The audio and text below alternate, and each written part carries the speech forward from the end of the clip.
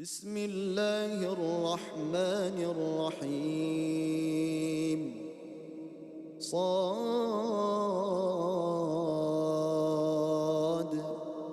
والقرآن ذي الذكر بل الذين كفروا في عزة وشقاق كم أهلكنا من قبلهم من قرن فنادوا ولا تحين مناص وعجبوا أن جاءهم منذر منهم وقال الكافرون هذا ساحر كذاب. Bismillahirrahmanirrahim. Assalamualaikum warahmatullahi wabarakatuh. Alhamdulillah. Alhamdulillahi wahdah sadaqa wa'dah wa nasara 'abdah wa a'azza jundah wa hazamal ahzaba wahdah. Wassalatu wassalamu ala rasulillah Sayyidina Muhammad bin Abdullah wa ala alihi wa ashabihi wa mawala amma ba'd. Faqala ta'ala fi kitabil karim a'udzu billahi minasy syaithanir rajim wa ma ataakumur rasulu fakhudhuhu wa ma nahakum anhu fantahu. Sadaqallahul azim. Ma'asyiral muslimin wal muslimat ummat Muhammad sallallahu alaihi wasallam hafizakumullah. Alhamdulillah, di tengah-tengah ya, sebagian dari saudara kita dihadapkan dengan berbagai macam ujian, cobaan, musibah. Di tengah-tengah itu kita masih diberikan sehat walafiat, masih bisa melaksanakan salah satu kewajiban kita terhadap agama kita, terhadap ajaran Allah dan Rasulnya. Natafaqahu fid din. Maka ini merupakan nikmat yang wajib kita syukuri, dan mudah-mudahan ini juga bagian dari kesungguhan ya, kesungguhan ikhtiar kita, ibadah kita, upaya yang serius dari kita untuk meningkatkan ketakwaan kita kepada Allah. Ya. Mudah-mudahan dengan demikian ini akan bisa mengurangi dan sekaligus mengangkat berbagai macam musibah, cobaan, bencana dari kehidupan kita. Amin ya rabbal alamin. Umat Muhammad sallallahu alaihi wasallam memahami kedudukan makanatus sunnah an-nabawiyah, kedudukan sunnah nabawiyah sebagai sumber hukum dalam ajaran agama kita adalah merupakan kewajiban, merupakan fardu.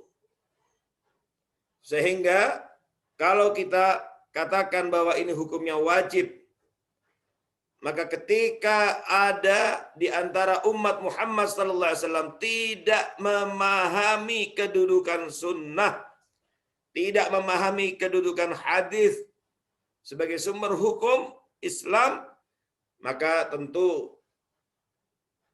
dia berdosa karena dia tidak memahami dan tidak mau belajar dan tidak mau sungguh-sungguh untuk berusaha mengetahui tentang sunnah nabawiyah. Karena itu penting bagi kita untuk memahami kedudukan sunnah nabawiyah sebagai sumber hukum. Sebab Islam kita, ibadah kita kepada Allah tidak akan pernah sempurna kalau kita tidak memahami sunnah sebagai sumber hukum. Dan bahkan ketaatan kita kepada Allah tidak akan pernah bisa sempurna kalau kita tidak memahami makanatus sunnah fit tasyri' al-islami, kedudukan sunnah dalam syariat Islam. Bukankah Allah Subhanahu wa taala sendiri yang menyampaikan itu? Sebagaimana ayat yang tadi saya baca di muqaddimah, bahwa Allah memerintahkan kita, wa ma atakumur rasulu fakhudhuhu. Allah memerintahkan kita untuk mengambil, mempraktekkan, mengamalkan, melaksanakan apa saja yang datang kepada kita dari perintah-perintah dan ajaran Rasulullah sallallahu alaihi wasallam. Dan apa saja yang dilarang oleh Rasulullah SAW, Allah perintahkan kita untuk meninggalkannya. Pertanyaannya, bagaimana kita bisa sempurna melaksanakan perintah Allah ini? Untuk bersungguh-sungguh melaksanakan perintah Rasulullah SAW dan bersungguh-sungguh meninggalkan larangan-larangan Rasulullah SAW. Kalau kemudian kita tidak memahami as-sunnah itu sebagai sumber hukum, kalau kita mengabaikan belajar sunnah, kalau kita menjauhkan diri dari sunnah, tentu tidak akan pernah bisa sempurna melaksanakan perintah Allah ini. Begitu pula ketaatan kita kepada Allah tidak akan pernah sempurna kalau kita tidak memahami sunnah sebagai sumber hukum. Wa may yuti'ir rasula faqad ata'a Allah. Ya ayyuhalladzina amanu athi'ullah wa athi'ur rasul. Salah satu konsekuensi kewajiban kita sebagai orang beriman adalah mentaati Allah dan Rasul.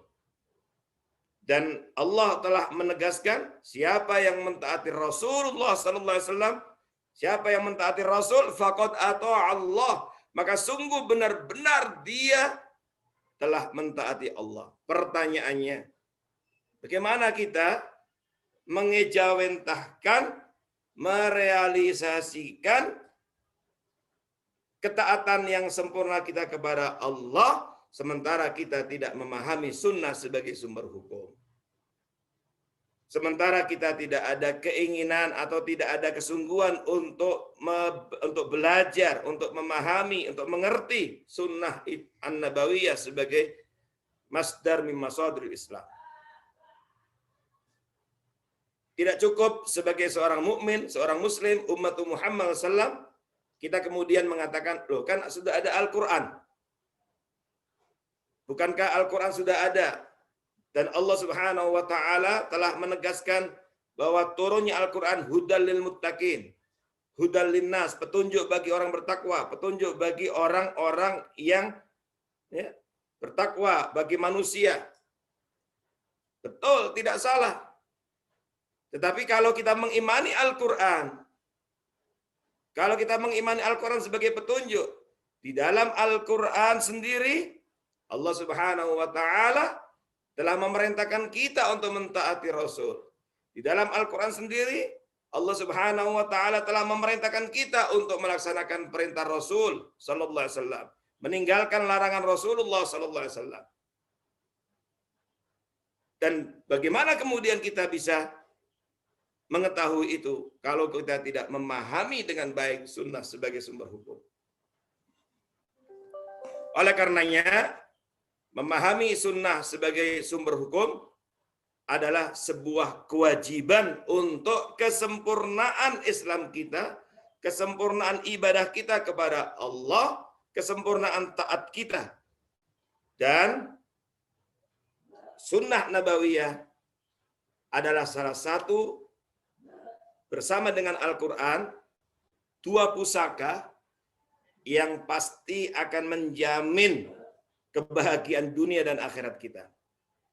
Inilah yang disampaikan oleh Rasulullah sallallahu alaihi wasallam dalam hadis yang diriwayatkan Imam Al-Hakim dan yang lainnya, taraktu fiikum syai'ain wa fi riwayah amrain Aku telah tinggalkan kepada kalian dua perkara, dua pusaka penting.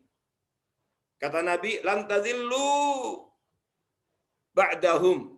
Wa fi riwayah, lan in tamassaktum bihima lan tazillu abada. Kalian tidak akan pernah ya, sesat selama-lamanya selama kalian berpegang teguh kepada keduanya. Apa itu? Kitabullah wa sunnati. Kitab Allah, Al-Quran, dan sunnahku. Sunnahku. Kata Rasulullah SAW. Nah karena itu, ini hal yang tidak bisa, tidak harus kita pahami dengan baik. Apa? Ya, fungsi-fungsi as-sunnah sebagai sumber hukum setelah Al-Quran. Ma'asyiral muslimin hafizakumullah. Kalau kita membaca ayat-ayat Al-Quran, menelaah dengan baik, maka kita perhatikan bahwa sebagian besar ayat-ayat Al-Quran itu datang dalam bentuk yang ammah, umum, lalu mujmalah, global, mutlaqah, mutlak. Sehingga kita membutuhkan sunnah untuk menjelaskan keumuman dari ayat-ayat itu. Kita membutuhkan penjelasan lebih rinci dari ayat-ayat Allah yang global itu. Kita membutuhkan penegasan, takyid dari ayat-ayat Allah yang mutlak itu. Dan disinilah pentingnya memahami sunnah sebagai sumber hukum yang harus kita rujuk setelah Al-Quran. Mengimani Al-Quran sebagai kitabullah, mengimani Al-Quran sebagai sumber hukum Islam yang pertama, itu akan bisa sempurna, dan bisa sempurna kita melaksanakan nilai-nilai Al-Quran itu kalau kita juga memahami sunnah nabawiyah sebagai sumber hukum dan memahami dengan baik fungsi sunnah itu bagi Al-Quran itu sendiri. Apa fungsi-fungsi Al-Quran bagi fungsi-fungsi sunnah nabawiyah bagi Al-Quran? Pertama adalah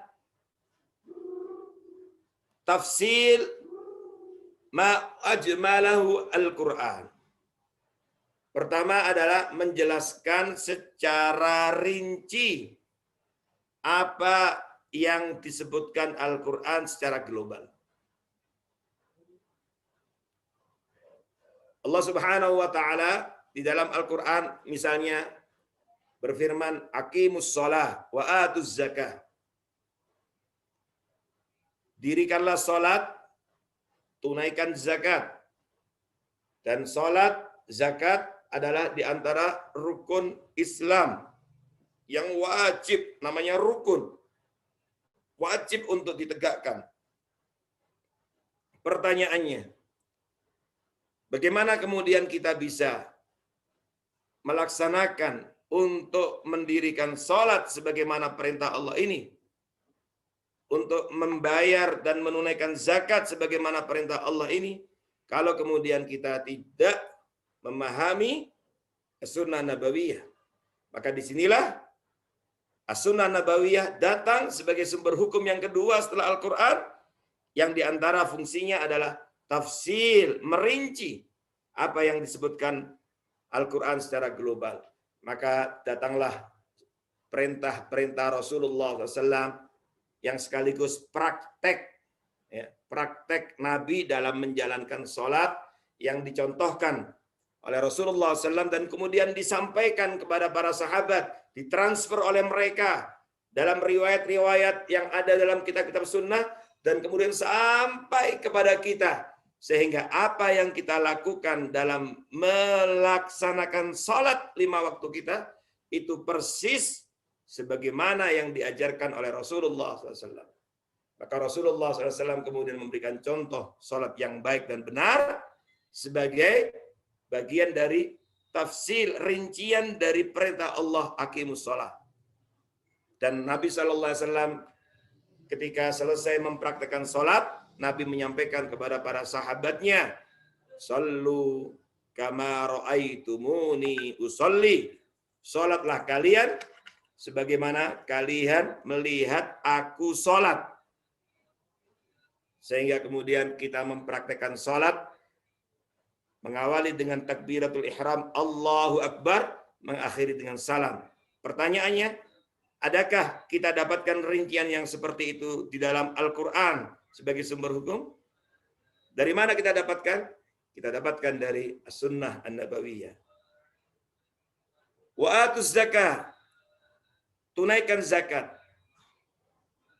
Apa yang wajib kita keluarkan dari zakat kita? Jenis-jenis zakat apa saja? Apa saja yang wajib untuk dizakati?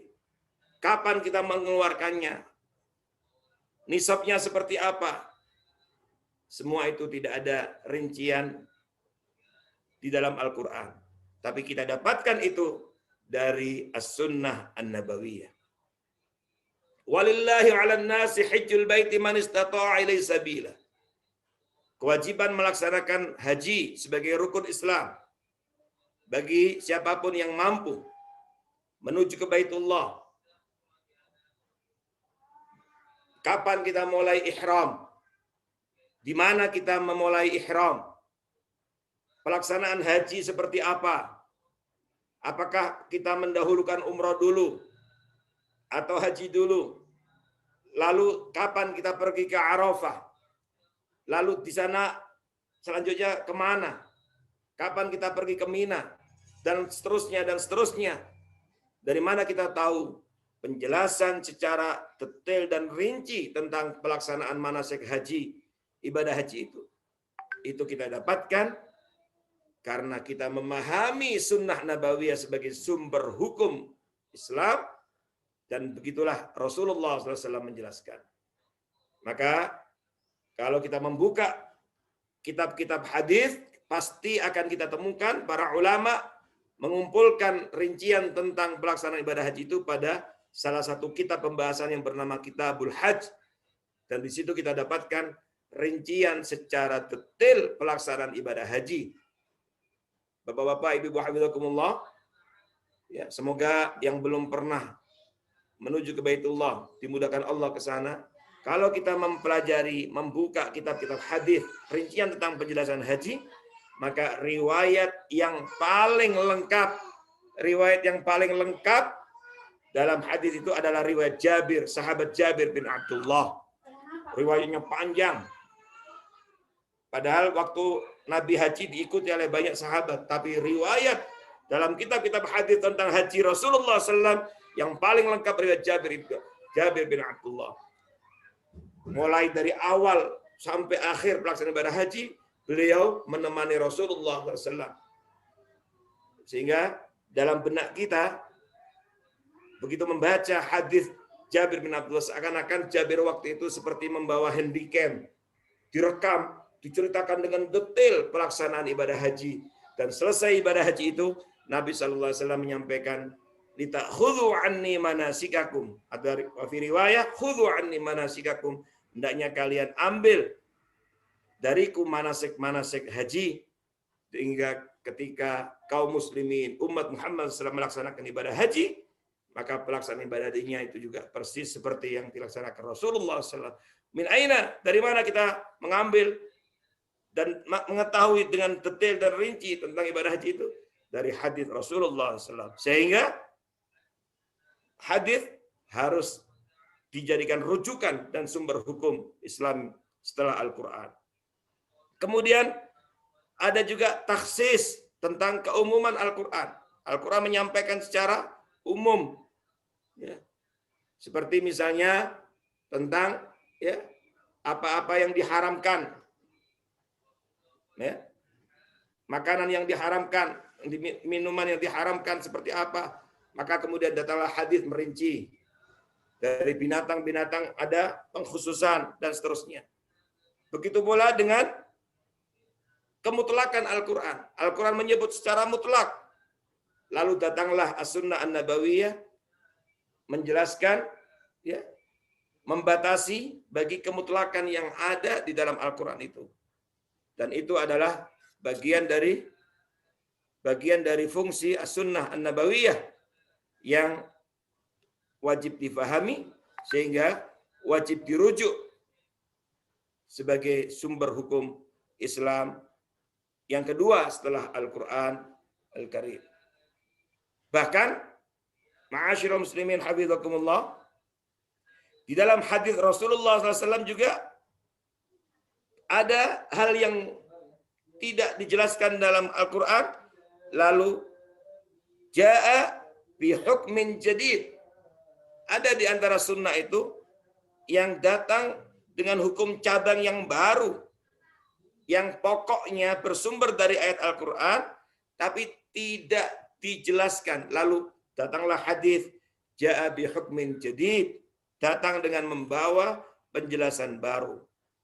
Karenanya, ya, memahami hadis Rasulullah SAW, as-sunnah an-nabawiyah sebagai sumber hukum Islam yang kedua adalah merupakan kewajiban kita sebagai umat Muhammad SAW, sehingga kita tidak akan pernah bisa sempurna Islam kita kecuali kita betul-betul, ya, merujuk kepada hadis Rasulullah SAW.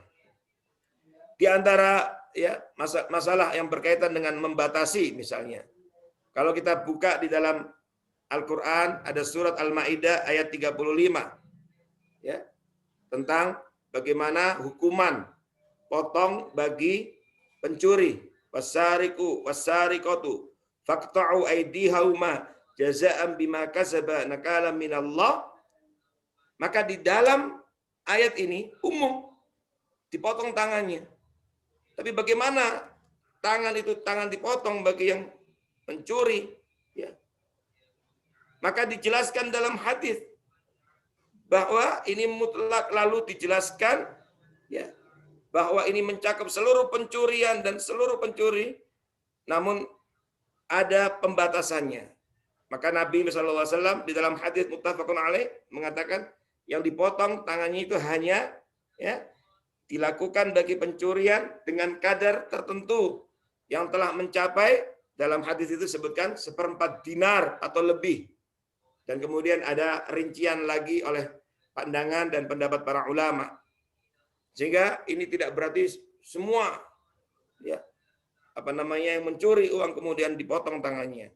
Ini menunjukkan adanya takyid, ya, pembatasan terhadap kemutlakan yang disampaikan Al-Quran. Sehingga kalau tidak dirujuk hadis, maka kita tidak akan pernah tahu tentang ajaran Islam ini. Terakhir, contoh misalnya hadis ja'a bi hukmin jadid. Hadis menyertakan hukum cabang baru. Ya. Pokoknya, ajaran pokoknya disinggung oleh Allah Subhanahu wa taala dalam Al-Qur'an. Ya. Yaitu diantaranya misalnya larangan untuk wa antajma'u bainal ukhtaini illa ma qad salaf. Kita tidak boleh, ya, menghimpun, menikahi, ya, dua wanita yang bersaudara. Dua wanita yang bersaudara. Ini tidak boleh. Illa ma qad salaf. Kalau dulu di masa jahiliyah terjadi, ya udah, sekarang nggak boleh. Nah, kemudian Rasulullah SAW menyertakan hukum ini dengan hukum haramnya menggabungkan seorang wanita juga dengan bibinya. Wanita dengan bibinya, baik saudara dari, ya, pihak bapak atau ibu. Kita mengatakan bibi itu bisa dari jalur bapak atau jalur ibu. Itu sebagaimana sabda Rasulullah SAW di dalam hadis, ya, bahwa tidak boleh seseorang mengumpulkan menikahi wanita antara bibinya dengan keponakannya. Yang disebut di situ adalah wanita yang bersaudara. Tapi kemudian Nabi merinci, termasuk tidak boleh di situ adalah bibi dengan keponakannya dinikahi, dipoligami, sehingga menikahi bibi dan keponakannya sekaligus itu dilarang dalam Islam. Dan itu kita tahu karena kita merujuk kepada as-sunnah an-nabawiyah.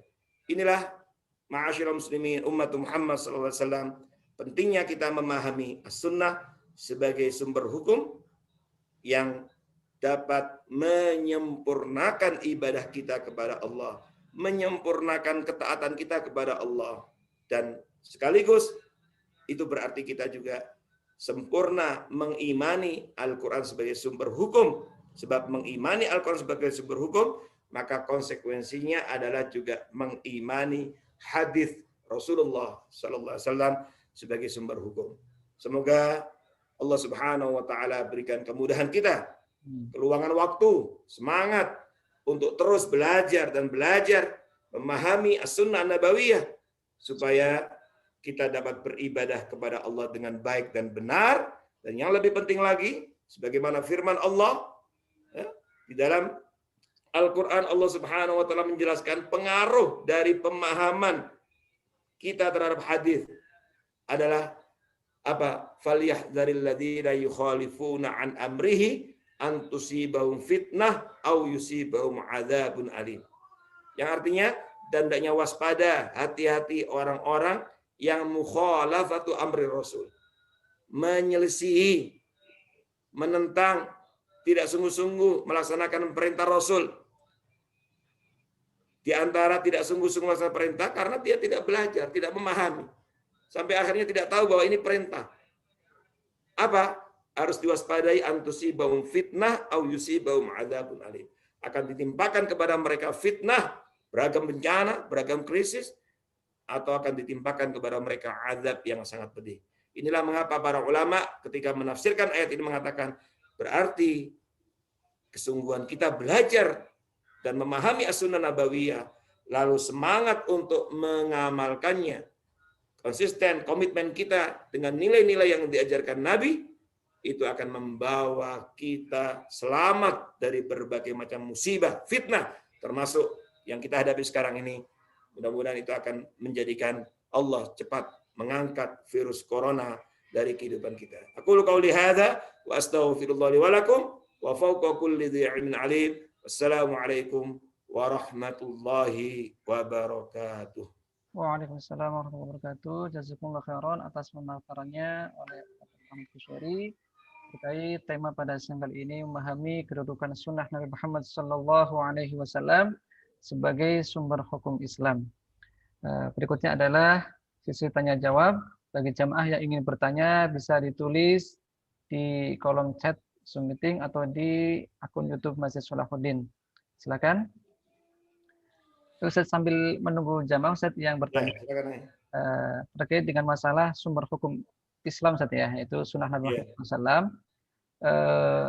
Ada sebagian kita itu mengandalkan terjemah Ustaz untuk memahami sunnah Nabi ataupun Al-Quran. Karena kan sekarang banyak sekali versi terjemah Ustaz ya. Apakah itu kita membaca terjemah Ustaz? Sedangkan kalau kita lihat orang-orang terdahulu itu justru belajar ilmu-ilmu nahwu dan sharaf itu bertahun-tahun Ustaz. Ya. Jadi pertama, alhamdulillah, bahwa ketika seseorang sudah mau belajar, sudah mau mempelajari dan memahami ajaran Allah, termasuk mempelajari dan memahami Al-Quran dan Sunnah, meskipun dengan terjemahnya, maka insya Allah itu ya, sesuatu bagian dari ibadah kepada Allah, tafaqquh fiddin, yang insya Allah dapat pahala. Ya, tidak ada masalah, jadi tentu dapat pahala. Tetapi tentu ya, sebelum kita membaca, mempelajari ya terjemahnya itu, ada baiknya kita konfirmasi. Fas'alu ahla dzikri in kuntum la ta'lamun. Perlu kita konfirmasi ya kepada orang-orang yang paham, mengerti ya tentang ya validitas dan originalitas terjemah yang kita pakai itu, buku referensi terjemah yang kita pakai itu. Kenapa? Karena begini, yang namanya terjemah itu tetap tidak asli. Yang namanya terjemah itu kadang-kadang ada juga ijtihadat, inovasi, kreasi, ya, kadang-kadang dari penerjemahnya, atau penerjemahnya sudah benar, kadang-kadang ada editor cara bahasa yang kadang-kadang tidak paham dari pihak penerbitnya, sehingga kadang-kadang kalau tidak hati-hati bisa merubah makna dan seterusnya.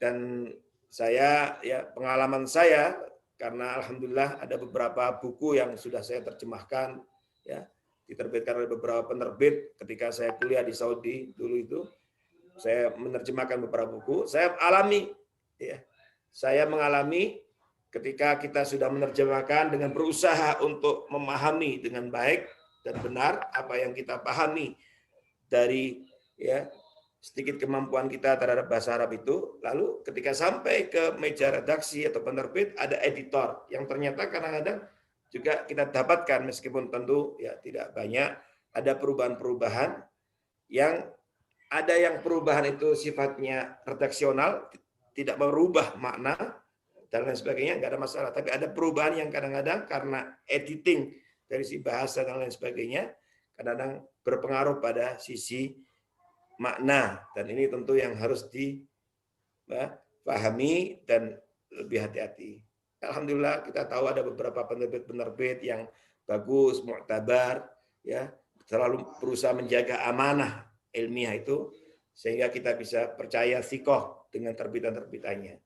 Nah, oleh karenanya perlu untuk komunikasi, tanya, sebagaimana juga terjemah Al-Quran juga seperti itu. Tetapi sekali lagi, insya Allah tidak ada masalah sebagai awal dari ini.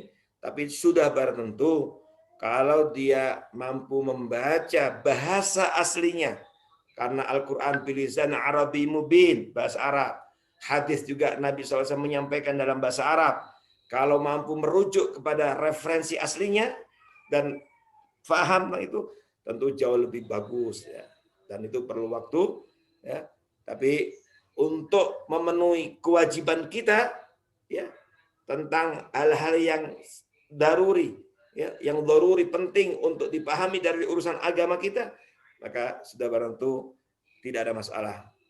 Yang penting memastikan validitas dan originalitas amanah ilmiah, ya, referensi atau buku-buku referensi terjemah itu.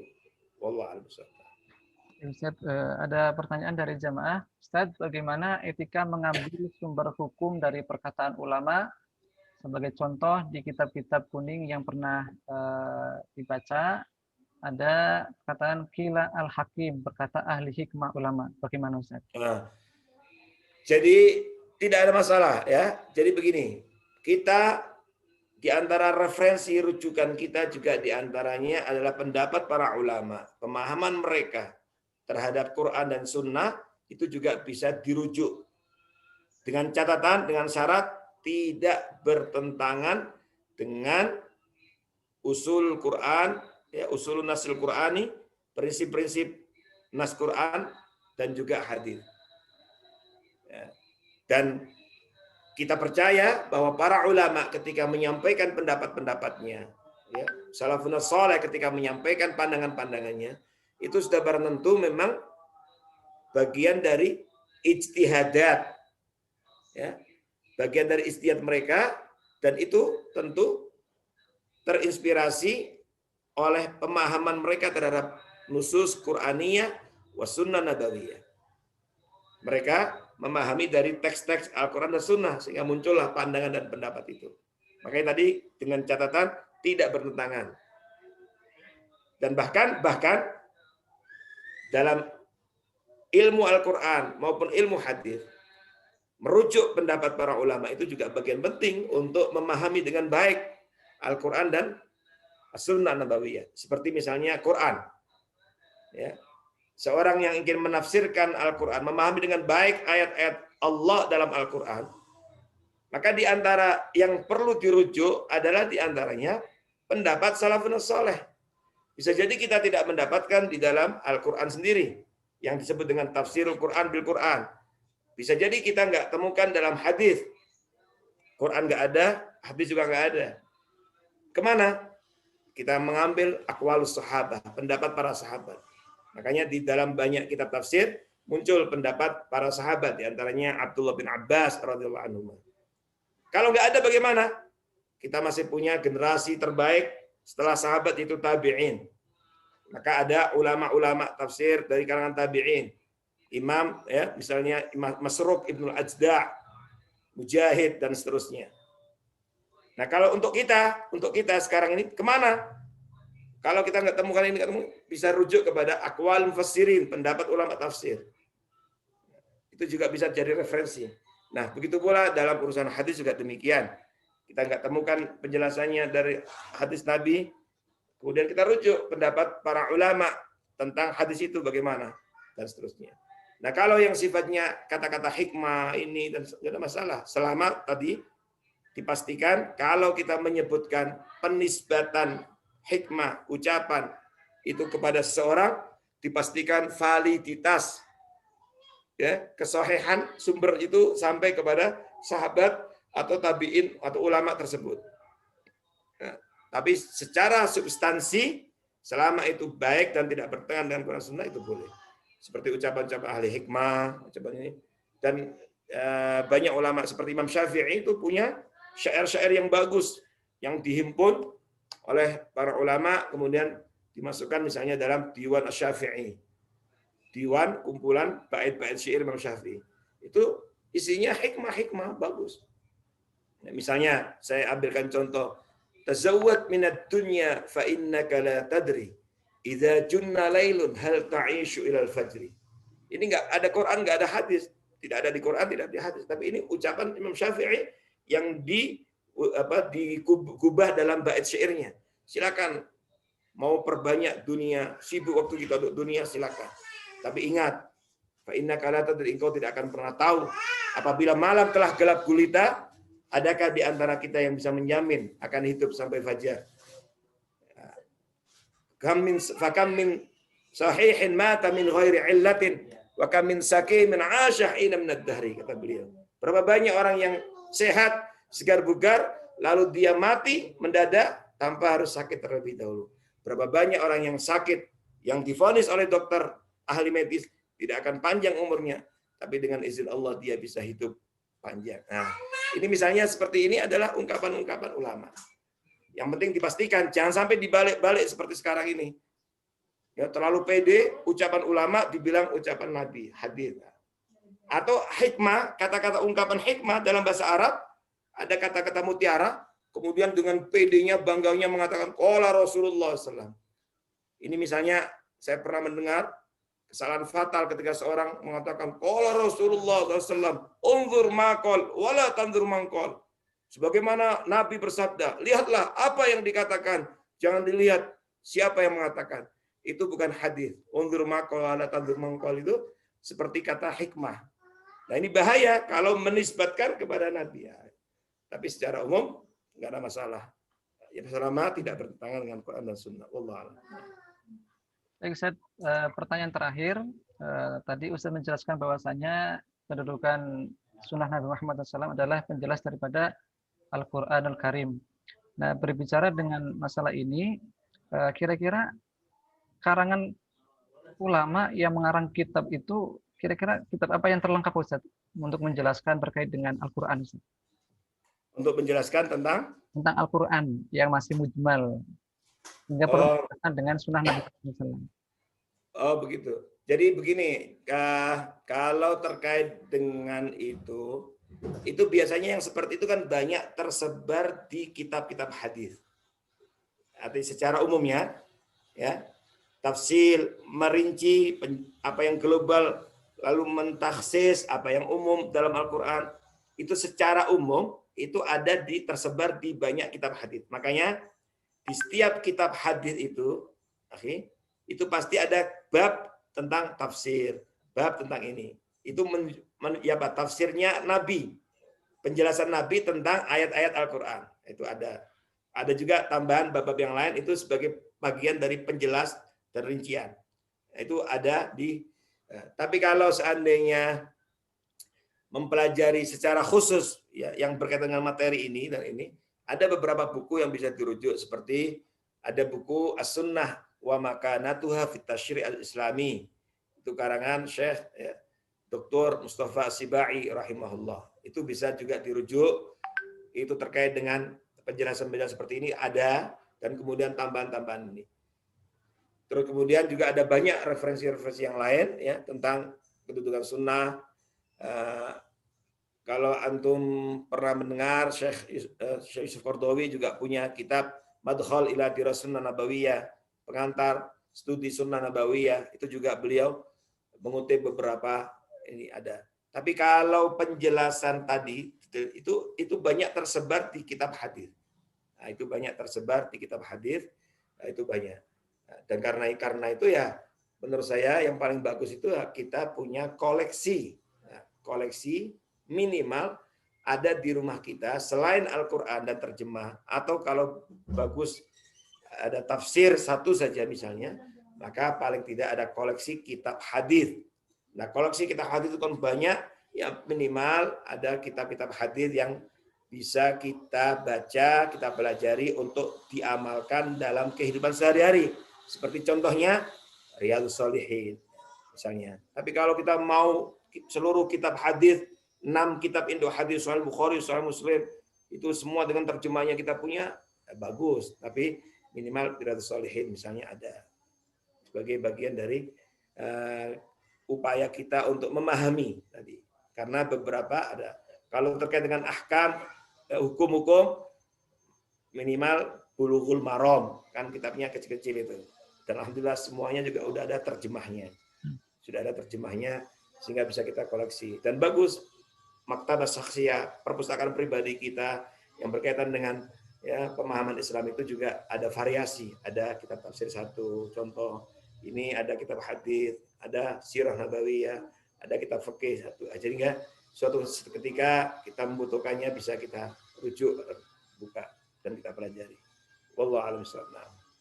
Baik, jazakumullah khairan Ustadz yang telah menawarkan terkait dengan tema pada siang kali ini dan juga menjawab pertanyaan daripada jamaah. Selanjutnya adalah sesi terakhir yaitu doa. Kami mohon Ustadz untuk berkenan memimpin doa pada siang kali ini. Tafadhol Ustadz. Baik, Bapak Ibu, hafizakumullah, kita masih berada di suasana ya pandemi Covid-19. Mari kita bersama-sama berdoa kepada Allah Subhanahu wa taala. Kita awali dengan membaca Al-Fatihah. A'udzubillahi minasyaitonirrajim. Bismillahirrahmanirrahim. Alhamdulillahirabbil alamin. Arrahmanirrahim. Maliki yaumiddin. Iyyaka na'budu wa iyyaka nasta'in. Ihdinas siratal mustaqim. Bismillahirrahmanirrahim. Alhamdulillahirabbil alamin. Hamdan yuwafi ni'amahu wa yukafi mazidah. Ya Rabbana lakal hamdu kama yanbaghi li jalali wajhika wa 'azimi sultanik. Allahumma salli wa sallim ala 'abdika wa rasulika Muhammad. Allahumma ighfir lana dhunubana wa dhunub abaina wa ummahatina wa li jami'il muslimina wal muslimat wal mu'minina wal mu'minat al ahya'i minhum wal amwat. Allahumma inna nas'aluka al-'afwa wal 'afiyah wal mu'afata ad-da'imah fid din wad dunya al akhirah. Allahumma farrij hammal mahmumin wa nafis karbal makrubin. Washfi mardana wa mardal muslimin. Washfi mardana wa mardal muslimin. Sembuhkanlah orang-orang yang sakit di antara kami, keluarga kami, kawan-kawan kami. Wa mardana wa mardal muslimin. Wa afi mubtalana wa mubtal muslimin. Warham mautana wa mautal muslimin. Allahumma inna na'udzubika minal baras wal junun wal judham wa min sayyi'il asqam. اللهم ادفع عنا البلاء والوباء وسوء الفتن ما ظهر منها وما بطن عن بلدنا هذا خاصة وعن سائر بلدان المسلمين عامة يا رب العالمين. اللهم إن فيروس كورونا جند من جنودك تصيب به من تشاء وتصرفه عن من تشاء. اللهم اصرفه عنا. اللهم اصرفه عن بيوتنا. اللهم اصرفه عن بلدنا. اللهم اصرفه عن سائر البلدان. اللهم قنا ونجنا من هذا المرض برحمتك يا أرحم الراحمين. Ya Allah, jangan biarkan kami meninggalkan tempat ini kecuali dengan dosa yang Kau ampuni. Jangan biarkan kami meninggalkan tempat ini kecuali dengan urusan yang Kau mudahkan. Jangan biarkan kami meninggalkan tempat ini kecuali jika ada di antara kami yang sakit Engkau sembuhkan. Jangan biarkan kami meninggalkan tempat ini kecuali doa-doa kami Engkau kabulkan. Rabbana atina fid dunya hasanah wa fil akhirati hasanah wa qina adzabannar. Wa sallallahu ala Muhammad wa ala alihi wasallam. Alhamdulillahirabbil alamin.